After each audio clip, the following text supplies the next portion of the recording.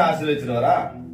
நான் இது வாங்கி தந்துட்டேன் ஆண்டவரே, நான் பாய் வாங்கி தந்துட்டேன் ஆண்டவரே, நான் என்ன பண்ணிட்டேன் ஆடியோ வாங்கி தந்துட்டேன் ஆண்டவரே, நான் பாக்ஸ் வாங்கிட்டேன் ஆண்டவரே, நான் கேட்டதெல்லாம் வாங்கி கொடுத்துட்டேன் ஆண்டவரே, சாப்பாடு ஞாயிற்றுக்கிழமை ஒரு தடவை போறதுக்கு என்ன பண்ணிட்டேன், மாசம் மாசம் திருவந்த போறதுக்கு நான் ஆண்டவரே ஆசீர்வதிப்பாரா? இதெல்லாம் ஒரு பகுதி.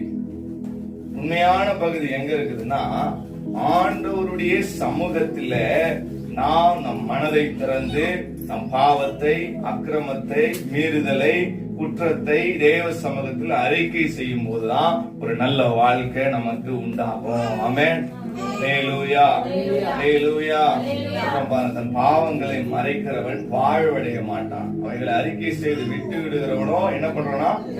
இரக்கம் பெறுவான். தன் பாவங்களை அறிக்கை செய்யும் போதுதான், தன் அக்கிரமங்களை விட்டு விடும் போதுதான் நாம் தேவ சமூகத்தில் இரக்கத்தை பெற்றுக் கொள்ள முடியும். உன் வாழ்க்கை மாறணுமா? உன் வாழ்க்கை ஆசீர்வதிக்கப்படணுமா? உன்